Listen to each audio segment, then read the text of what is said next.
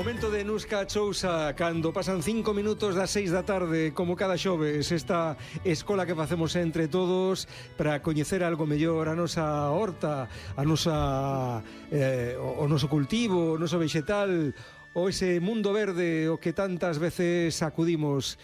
Aquí no programa Tarde, encantado sempre de ter a Nusca neste momento de divulgación. Moi boa tarde, Antón. Moi boas, como estás? Moi boa tarde, que tal? Pois moi ben, temos xa a Miguel preparado coas consultas que foron chegando, ¿Sí? Que non foron poucas nos últimos días. Pois veña. Imos comezar coa Cando primeira. queira Miguel, imos Veña. alá. Veña, empezamos. Pois temos a Carmen Castro, dende o Concello de Poio, que nos pregunta como se prepara o remedio de allo para os escarabellos. Así, na máis escarabellos. Mira, sí.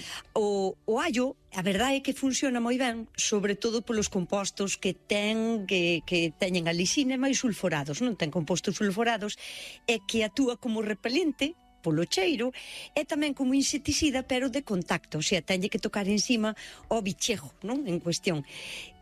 Pero funciona millor en pequenos insectos como son, non sei, o pulgón, a mosca blanca, a araña roja ou algún tipo de orujo, o sea, de gusaniño lixeiro, como as lagartas, non? Que lle chamamos nós aquí as lagartas. A receta é moi fácil, porque sería macerar unha cabeza de allo esmacuchada, sin quitarlle piel nin nada, esmacuchada durante 24 horas en agua templada, en 1 litro de agua. E despois, ao día seguinte, só hai que diluir ese macerado unha parte de agua, sabes, ou, bueno, unha parte de macerado, 2 ou 3 de agua, dependendo da planta que lla botemos. Pero, como nos pregunta polos escarabellos, o escarabajo non é que vai a ser moi eficiente. Por qué? Porque o escarabajo ten unha protección, digamos, como unha concha que lle resbala, é como se tuvera un paraguas no corpo, non? Entón, ao mellor non lle vai a ser demasiado eficiente. Tería que añadirlle a este preparado de allo guindillas, porque as guindillas teñen o componente picante que teñen é a capsina, e a capsina vai a resultar super irritante e desde logo disuasoria. Pero, bueno, matar os escarabajos con isto solo non sei se lle iría moi ben. O que sí pode matar son os escarabajos, porque ao mellor pregunta polos escarabajos que teñen agora neste tempo, estou me imaginando que serán as patacas. Si son as larvas dos escarabajos, que son eses blandiños, que son color naranxa, antes de convertirse nos escarabellos que teñen xa como esa protección de cáscara, ese sí que os pode eliminar. Pero se son escarabajos a grandes, eu diríalle que botase man dun Bacillus thuringiensis, porque vai a ser a mellor opción de todas, totalmente ecológico tamén. Pois temos a outra ointe, desta vez da Pobra do Caramiñal, que nos plantexa a seguinte dúbida. Plantei berenxenas en abril e entre tanta choiva, frío, están cas follas amarelas e non medraron nada. Que podo facer? Plantar unhas novas ou irán adiante? Nada, que va, querida amiga da Pobra, vamos a ver, as berenjenas é un tipo de planta pertenecente á familia das solanáceas, e se hacen con sol, como su nombre indica, o sea, que é un tipo de planta que necesita 6-8 horas de sol e calor diario. O que pasa? Que esta agora non estuvo facendo moito calor. Agora, a ver, afortunadamente a meu parece que empeza a despejar un pouco o bo tempo. Entón, en canto veña o tempo a boa, que eu penso que só temos encima, aínda que queden un par de tormentas, que lle bote a derriba un pouquiño de compost ou de humus mesturado así pola terra, e ao regar se lle vai indo para baixo. E tan pronto veño o caloriño, estou segura de que lle empezarán a salir e que lle van a botar fruto normal como a todos os anos. Pero se lle sirve de consuelo, as miñas hasta antonte tamén estaban así, raquíticas e pequenas. Agora que empezou a quentar o sol, agora vai un pouquiño mellor. Hola. Hola. Hola, escoitasme, Nusca. Sí. Sí, perfecto. Pois temos outra dúbida. Son Celi de Amoedo Pazos de Borbén, que nos comenta, no medio do Fisalis naceronme estalotes, nós chamámoslle así aquí en Amoedo. Non quería arrancalos porque teño un montón de abellóns. A pregunta é, os Fisalis ou polo contrario aínda son beneficiosos? Son beneficiosos estes estalotes? Pregúntanos. Sí, claro, mira, os estalotes tamén lle chamamos nós aquí, o que ven sendo a digitalis purpúrea. A ver, é verdad que ten compostos tóxicos, pero si se come, quero dicir, pero porque estea aí ao lado das plantas que nós imos a comer, non é que se lle transfiera polo aire nin polas raíces os compostos tóxicos aos fisalis, nin as lechugas, nin a nada. E como ela vendí, é verdad que é unha planta super atrayente de polinizadores e sobre todo, pois eso, de abellóns, que son tan necesarios para polinizar flores, por exemplo, dos tomates, que son flores que son pechadas e o que necesitan son vibración. Non lle vale calquera tipo de insecto que vai a polinizar, porque é unha flor pechada e necesita que faga alguén brrr. O sea, que os abellóns están aí moi ben, é moi interesante na horta, sobre todo eso, pos tomates, pero ao lado dos fisalis tamén vai a estar moi ben. Si lle sirve de apoio, eu teño a por toda a horta, o sea, para min é maravilloso vela sempre chiña de insectos. O que si hai que controlar, por exemplo, é a población, o crecemento, porque volta moitas sementes e na primavera, cando empezan a salir, arrancas a mitad delas e xa está. É algo que se pode controlar moi facilmente, que non van a invadir nada a horta, así que disfrute dos abellóns. Imos lembrar cal é o número de WhatsApp para que todos aqueles que queiran consultar con Nusca, con un pouquiño de paciencia, irán saindo todos os xoves aquí esas dúbidas e curiosidades que teñades, o fío do que estades escoitando ou polo problema que tedes puntualmente na vosa horta. Cal é, Miguel, ese número? O 627-751-962. Sabes que estamos a piques de chegar a consulta número 200, Nusca? Que Sí, eu que penso as que temos só numeradas. sobrepasamos. Sí, ti crees? Ti crees que sí? Pois o mellor é posible. Temos que facer aí as contas. Eu teño aquí a consulta 194, que é a que ven a continuación, pero é posible que as primeiras... Claro, porque bueno, claro, ti refiareste a que estean xa contestadas. Contestadas. Claro, sí. Pois veña, vamos ya dar rápido, que chegamos usas 200, veña. Pois veña. Outro inte cunha dúbida esta vez bastante curiosa, dinos. É verdade ou unha trola iso de botar urina na composteira? Hai quen di que chega nitróxeno e que se leva facendo toda a vida, e tamén hai quen di que é pouco hixiénico. E penso eu, se dependemos de fertilizantes que veñen do Golfo pasando por Ormuz, non ten algo de sentido aproveitar tamén o noso propio nitróxeno. Sí, totalmente. Mira, nin é algo novo que esteamos inventando, porque de toda a vida, vou dicir unha barbaridade, pero era así, ibase vaciar a bensinilla aos repolos de vender, aos de comer na casa, ao millor non. Pero ao millor aos outros, sí. E ten toda a razón do mundo de que a nosa orina dunha persona san, que non estea tomando medicamentos nin nada, é verdad que aporta sobre todo nitrógeno, pero tamén fósforo e potasio. O que pasa que, e ademais, o nitrógeno está en forma de urea, e isto significa que se vai liberando pouquiño a pouco e gradualmente, o sea, que isto para a planta é bo, non é algo que esteamos nós inventando, nin botando as mans á cabeza por algo tan raro, non? Pero bueno, ollo cas proporcións, porque cas necesidades de cada cultivo, porque nunca se pode botar sin diluir, non? O sea, parrego de plantas que xa están grandes, unha parte de orina e 10 de agua, o sea, moi diluído. Pero se a planta é pequena, temos que ir a media parte por 20 de agua. Quero dicir, hai que ter moito cuidado, porque é un exceso moi directo de todos os nutrientes, fósforo, nitrógeno e potasio. A orina é puro NPK. Bueno, o que sí, por exemplo, que nunca o aplique foliar, porque de xeito foliar podemos dañar a planta. Ao mellor, por exemplo, na composteira sí que podería usala pura, porque acelera o que é a descomposición, sabes, porque vai a alimentar as bacterias descompoñedoras. Eu xa sei que con isto moita xente a dicir, ai, que parvada está dicindo, pero eu recordo a todo o mundo que as plantas alimentanse de caca. O sea, que se alimentan é de esterco, entón non é algo tan descabellado. A orina nas plantas non é algo como para collelo como desagradable. Pois imos con outra, con precaución. Con precaución. Perfecto. Sí. Parece se consultamos e respondemos outra consulta que nos chegou vía WhatsApp. Pois veña, imos darlle. Veña. Temos por aquí a Monse dende a Serra do Galiñeiro, que ten unha dobre dúbida. Di, asunta unha fotografía dunhas follas dun peladilleiro.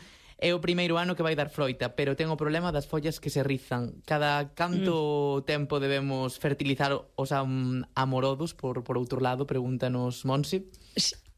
Doble pregunta, Doble vale. pregunta, Mira, sí. o que me di o que enseñan na foto é sin duda ninguna a abolladura do melocotonero ou a lepra, tamén se lle chama a lepra comúnmente aquí entre nós. Agora non ten margen de corrección. Estas cousas hainas que corrigir no inverno.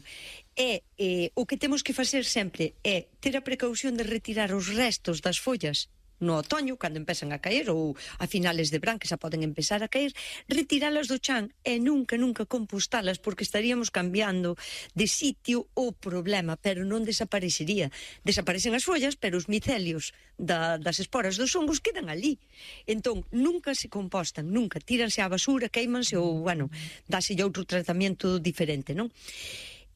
O que ten é que tratar no inverno o frutal, cando lle caen todas as follas, con cobre. E unha segunda vez antes de que abran as yemas, sobre finales de febreiro ou marzo, ou depende da zona na que, bueno, na Serra do Galiñeiro ao mellor fai un poquinho máis de frío, ao mellor a primeiros de abril, pero que ten que botarlle 2 mans de cobre. Eu recomendo o caldo bordolés en este caso, porque é moito máis aconsellable para tempos húmedos, fríos, digamos, non? E que yo bote tamén nas fenchas, o sea, en toda a madeira, o sea, en todas as ramas e na madeira, porque se poden esconder tamén as esporas nas grietas que teña o tronco. E a segunda pregunta que nos fai de cando fertilizar as fresas, mira, o primer bloque de fertilizante que ten que botar é xusto cando se sanean. Eu recomendo sanear, o sea, levantar e sanear as fresas todos os anos, porque xuntan moitos fillos e volvense menos produtivas, máis pequenas, máis cativiñas. Entonces, aí en diciembre, xaneiro, é cando eu digo que é mellor fertilizalas. Sanéalas, volvelas a enterrar e fertilizas. E despois, agora, por exemplo, no medio da produción, en junio ou en julio, estaría ben tamén botarlle un pouquiño de compost ou vermicompost ou así, para darlle un empujón, porque son plantas que producen un montón, e así vamos a ampliar o plazo de produción un poquinho máis, ao mellor hasta lá noviembro ou así, se non ven moi duro o otoño, pois aínda recolleremos fresas. Pois seguimos con esas dúbidas. Temos tamén por aquí a unha ointe dende Amoedo Pazos de Borbén que nos plantea o seguinte escenario: teño uns sallos elefante que están genial, pero os normais saenlle uns fillos polo talo. De que pode ser? Debería arrancalos xa? Ai, pobre, mira, mima, que falta me fan as fotos sempre cando me fan estas consultas, porque mira, os sallos elefante é normal que estean como os enseña, porque é un tipo de allo que se parece máis ao crecemento de un puerro, o sea, estira de forma de un tallo, aínda que abaixo forme no bulbo pois 2 ou 3 dentes ou 4 dentes, non? Pero o que lle ve os outros sallos normales, o sea, que son como uns fillos que se abre e tal, iso é o proceso normal de división do bulbo dunha cabeza de allos normal, o sea, do allo rojo, do allo blanco, porque cada unha desas follas nas que se está dividindo pertenece a un dente de allo dos que está enterrado, o sea, forma parte do que vai a ser o envoltorio de cada dente. Non sabes que cando collemos un dente de allo ten unha capiña blanca ou dúas? Bueno, pois eso, superficialmente, é o que ela ahora mismo está vendo. Esa folla verde vai a ser a folliña blanca que recubre o allo, o sea, que é o proceso normal e natural. E van a seguir hasta, polo menos hasta agosto, vai a seguir dividíndose ben e formándose e engordando. O sea, e o allo recóllese cando xa acaba o seu ciclo por senescencia por sí solo, e suele ser, pois eso, a primeiros ou a mediados ou a finales de agosto, depende cando es plantara, pero o normal é cando acaba o verán, o sea, que é un proceso natural, que non se preocupe. Pois temos por aquí outra dúbida, Nusca, esta vez cas cereixas, dinos. Teño unha cerdeira con moitas cereixas, pero a maioría, ao abrilas por dentro, están así. E adxunta unha fotografía. Vexo. Nunha incluso atopei un verme pequeniño blanco. Gustaríame saber que é e como podo tratalo. Sí, mira, Neste caso, Iago diríame, pero hai unha mosca para cada fruta? Pois é que casi hai unha mosca para cada fruta. Mira, polo daño que nos enseña, e máis a foto, a min pareceme culpa que non se vea lá moi ben, non é moi clara a foto, pero dous culpables, ou a mosca da fruta normal, a Ceratitis capitata, que lle vai a facer daño a un montón de fruta, ou unha máis concreta, que é a Rhagoletis cerassia, o sea, cerasi de cereixa, que é unha típica da cereixa, non? E máis que tratalo este ano, o que ten é que previlo po ano que ven, porque estou segura que tamén xa tuvo o ano pasado, non? Ou algún veciño que tamén xa ten, porque agora non lle queda margen de corrección, porque as cereixas xa están para apañar, as estamos disfrutando. Entón, que ten que facer? Nunca deixar fruto no chan, limpar o colo da cereixeira, non deixar follas, porque as cereixas e as follas que caen ao chan vai servir de abrigo para que continúe o ciclo da mosca, porque vai a querer invernar no chan. Entón, o que temos que facer é, que digo sempre, sacar o equipo de limpieza cando acaben de caer todas as follas, e que as galiñas se encarguen de limpar o chan de pupas que queren pasar o inverno escondidas pois entre a maleza do suelo. Entón, a limpeza vai a ser a nosa mellor base. E despois, para a primavera que ven, ten que colocar trampas cromáticas de color amarillo, porque van a ser as que vayan a ser que se sintan atraídas tanto a Ceratitis como a Cerasi, que son dúas moscas. E tamén ten que poñer trampas con feromonas, tamén, o sea, na primavera, máis ao largo de todo o verán, por si fora a mosca da fruta, porque si fora, por exemplo, a Cerasi, se vira mellor, con poñer na primavera as feromonas estaría. Pero se se trata da mosca da fruta, vai a continuar ciclos continuos, porque ten outras frutas das que alimentarse, sabes? Depois veñen os pixejos, depois veñen os melocotóns, os peladillos, as masás, as naranxas. Entón, debería de poñer trampas con feromonas. Nada, paciencia, porque estes viven aquí. Nada, controlar a población, que é o que mellor podemos facer. Xa nos contarás, amigas, os consellos, as recomendacións de Nuska surtiron efecto, e imos coa consulta 199, logo. É que nos toca agora. Veña, vai. Isto non é tanto unha consulta, sino un piropo para ti, Nuska, porque nos din, Nuska, faz unha labor super importante, sobre todo para as novas xeracións, como a miña, que non vimos tan de preto, o cuidado da horta. E o que vimos éramos tan pequenos que non o supemos valorar. E agora pois andamos perdidos. Que te parece, Nuska? Pareceme genial, pero isto conta como consulta. Vamos pola 199. Agora xa ímos pola... Moitísimas gracias polo piropo. Pola 200, logo. 199. 199, isto era un comentario, vale. Bueno, lo. Dignos, acabo de recoller as patacas. Tiñan algo de mildiu. Que isto que debe ser... Sí. Algo que afecta ás patacas. Por certo, falamos das patacas na primeira parte do programa hoxe, Nuska. Se éramos pataqueiros, non pataqueiros, se nos gustaban cocidas, se nos gustaban fritidas. Ti és moi pataqueira tamén, ou non? É que enganou. Eu sonche pataqueira, pero non tanto, non vais a pensar. Eu si teño 1 kilo de patatas para pasar un mes, sóbrame medio. Non son moi pataqueira. Pero plantas patacas, son non? máis verduleira. Patacas non plantaches, non? Nunca. Sí, como nunca, todos sí. os anos, planto 4 veces ao ano. E que tal planto se che dan? moi pouca cantidad, porque non me gusta conservalas, porque goman de contado, entón planto menos cantidad, pero máis veces ao ano. E dánseme como a sarna, como di miña nai, dánseme como a sarna. Que ben. Sí. Pois outro día dedicamos... Mira, teño un tallo. Teño un talliño que casi teño para recoller, e teño outro que aínda lle faltan un mes e medio ben para recoller. Pois imos coa consulta final. Veña, que rematamos aquí xa.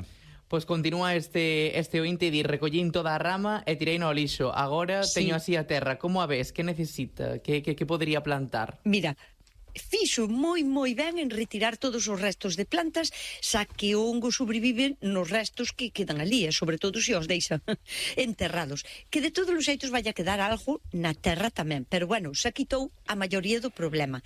O que non pode plantar son solanáceas, o sea, este ano, porque comparten enfermedad. Entón teríamos que plantar plantas que non comparten enfermedad. E iso son, pois, outras plantas que pertenecen a familias diferentes, como son, por exemplo, as leguminosas. Cando falo de leguminosas, falo de favóns, de chícharos, lentellas, xudías, fabas, todo tipo de alimento que ven en vainas. E agora vanse a dar moi ben porque medran moi rápido, danse ben co calor. É unha maneira de rotar cultivos fantástica, o sea, ademais, ollo, non necesita fertilizar nada máis porque as leguminosas son un tipo de plantas que non lle fai falta moita carga de nutrientes, chegalle co que deixaron as patacas ali de sobra, sabes? Ou tamén pode plantar, por exemplo, millo, porque tampouco vai a compartir o mildio que tiña a patata, non comparten enfermedad. Se non necesito terreno, eu recoméndolle plantar ou mostaza para facer unha biofumigación natural, porque ten, mira, a mostaza e máis os grelos, as rabisas, a navicol, teñen un composto na súa parte verde, digamos, que son glucosinolatos. E isto, unha vez que medran e o trituras como biomasa e o deixas na terra, iso fai como de fumigación e é moi bo para tratar os hongos. Non é que che vai a sanar unha terra que está enfermísima, pero axuda moitísimo a controlalos.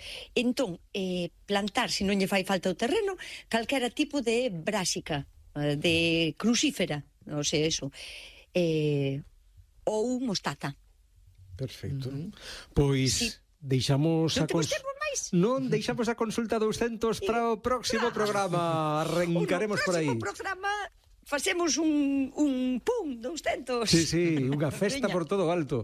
Ois, Nuska, que lle demos un bo repaso a todo o que tiñamos pendente. Pois imos aproveitar para dar aí o número de WhatsApp outra vez, Miguel, para que a xente que queira e que teña algunha dúbida que a poida disipar con Nuska vindeira semana ou próximas semanas. Sí, exacto, enviade a vosa mensaxe ao 627-751-962. A Horta de Nuska pecha a porta por esta semana, volverá semana que ven. Ata logo, Nuska. Volveré.